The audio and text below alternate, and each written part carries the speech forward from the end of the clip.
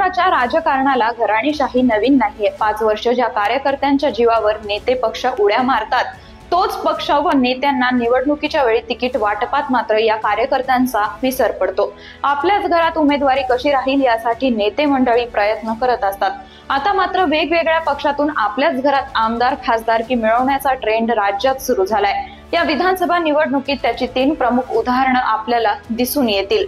कोणती आहेत ही राजकीय घराणी, कोणकोणत्या पक्षात आहेत यांचा वावर, जाणून घेऊयात मिशन पॉलिटिक्स मधून। नमस्कार, मी समीक्षा। भाजपच्या 99 उमेदवारांच्या पहिल्या यादीत नवी मुंबईचे ज्येष्ठ नेते माजी मंत्री गणेश नाईक यांना पक्षानं ऐरोलीतून तिकीट दिलं आहे।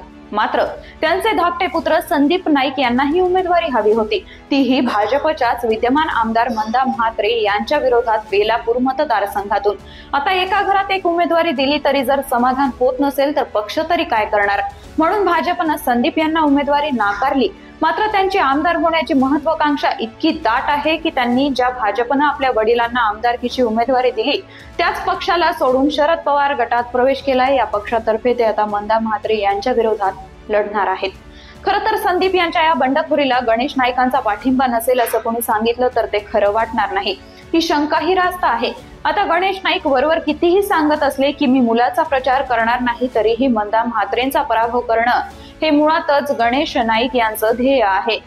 आपल्या मुलाकरवी ते हे ध्येय साध्य करून घेत आहेत। भाजपलाही हे माहीत आहे, पण तरीही नाईकांवर कारवाई करण्याचं किंवा त्यांची उमेदवारी रद्द करण्याचं धाडस दिल्लीची महाशक्तीही दाखवू शकत नाही। हे झालं एक उदाहरण।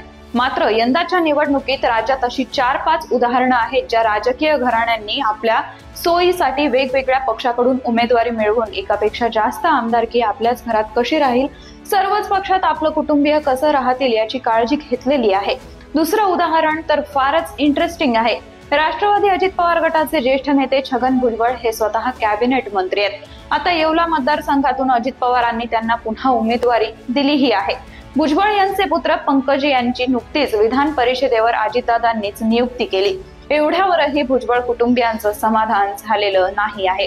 आता भुजबळांचे पुतणे समीर हे नांदगाव विधानसभा मतदारसंघातून लढवू इच्छित आहेत।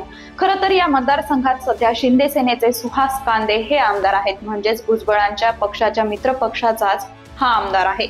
मात्र त्याला पाडायचं असं भुजबळांनी ठरवलंय। आता अजित पवार महायुतीच्या बंधनामुळे तिथं समीर यांना उमेदवारी देऊ शकत नाहीत, तर मग ज्या शरद पवारांशी बंड करून छगन भुजबळ बाहेर पडले त्याच पवारांच्या पक्षात पुतण्या समीरला पाठवण्याची तयारी त्यांनी केली आहे।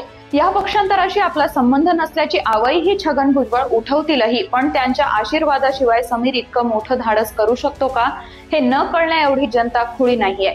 पण समीर यांनी बंड केल्यावर छगन भुजबळांवर कारवाईचं धाडस अजित पवार तरी करू शकतील का, या प्रश्नाचं उत्तर नाही असंच द्यावं लागेल। तिसरं उदाहरण कोकणातील राणे कुटुंबियांचं। गेल्या 20 वर्षात 4 पक्ष फिरून आलेले कोकणातील राणे घराणं आता भाजपमध्ये स्थिरावलं आहे। स्वतः नारायण राणे सिंधुदुर्गचे खासदार झालेत। त्यांचा धाकटा मुलगा नितेश कणकवलीचा आमदार आहे। दोघेही भाजपातच आहेत। आता थोरला मुलगा निलेश यालाही आमदारकीचे वेध लागले आहेत। पण कोकणात भाजपचा कोटा फुल झालाय, त्यामुळे राणेंनी निलेशला शिंदेच्या शिवसेनेत पाठवून कुडाळची उमेदवारी पदरात पाडून घेण्याची शक्कल लढवली आहे।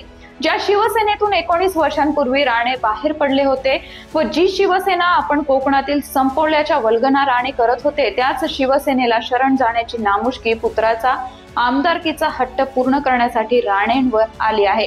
पण राजकारण्यांना भूतकाळावर लक्ष द्यायला वेळच नसतो। जनता मात्र काहीही विसरलेली नसते, त्यामुळे आता कुडाळची जनता निलेश राणेंना कितपत साथ देते हे निवडणूक निकालानंतरच स्पष्ट होईल। अनेक मतदारसंघात स्वकीय आपापसात लढत आहेत, मात्र या 3-4 राजकारण्यांनी आपल्याच घरात पद राहण्यासाठी वेगवेगळ्या मतदारसंघांची व वेगवेगळ्या पक्षांची निवड करण्याची जी शक्कल लढवली आहे, त्यामुळे वर्षानुवर्षे काम करणारा निष्ठावान कार्यकर्ता मात्र उपेक्षितच राहतो आहे। अशा दलबदलू नेत्यांबद्दल तुम्हाला काय वाटतं, आम्हाला कमेंट बॉक्समध्ये नक्की कळवा।